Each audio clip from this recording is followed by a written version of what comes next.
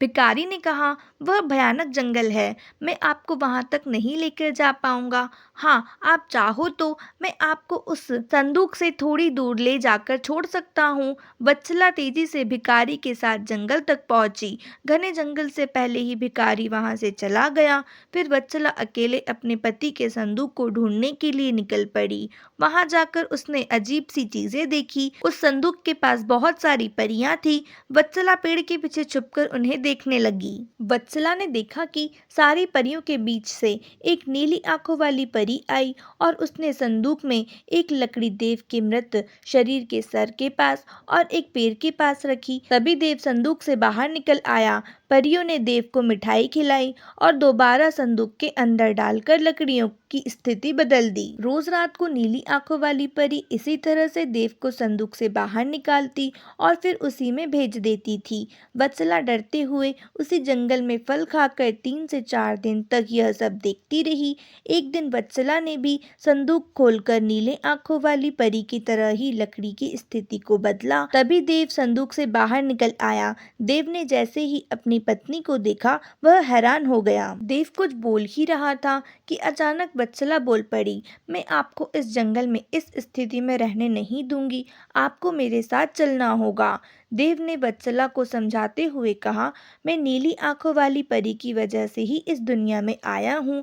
मैं उनकी आज्ञा के बिना कहीं नहीं जा सकता। तुम मेरे संदूक में रखा हुआ एक घड़ा अपने साथ लेकर मेरे राज्य चली जाओ, वहाँ छुपकर रहना। तुम्हें 9 महीने बाद एक पुत्र होगा, तब मैं तुमसे मिलने आऊंगा। अब तुम लकड़ी की स्थिति बदलकर मुझे पहले की तरह संदूक में जाने दो। वत्सला ने अपने पति के कहे अनुसार ही किया।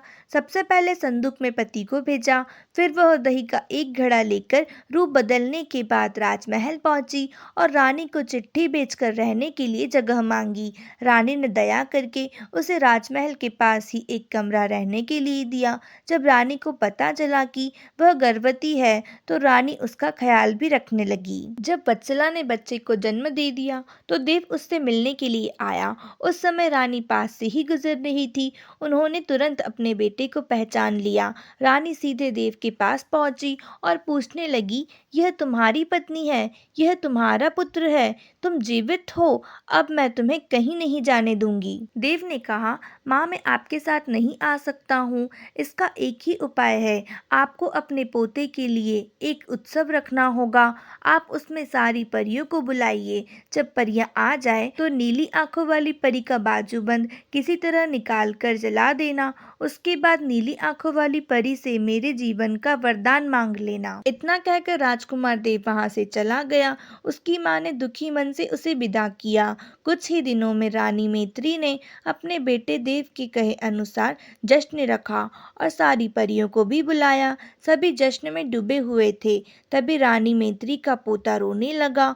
रोते बच्चे को देखकर नीली आंखों वाली परी ने उसे अपनी गोद में उठा लिया। तभी रानी मैत्री ने परी से कहा, देखिए ना, इसे आपका बाजूबंद पसंद आ गया है, तभी तो आपके पास आते ही इसने रोना बंद कर दिया। क्या आप कुछ देर के लिए अपना बाजूबंद इसे खेलने के लिए दे देंगी?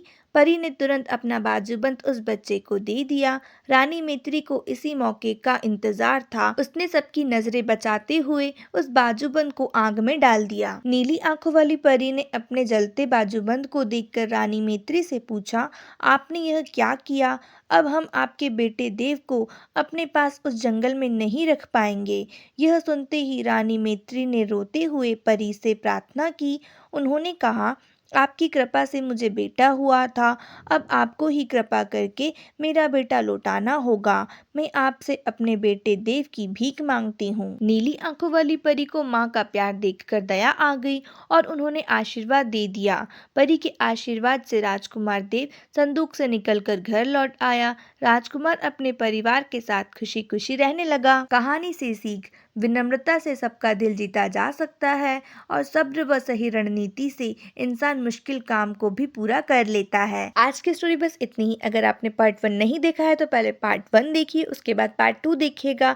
अगर स्टोरी अच्छी लगी हो तो चैनल को सब्सक्राइब करिए, वीडियो को लाइक करना बिल्कुल मत भूलिए। मिलते हैं अगली स्टोरी में। Thanks for watching.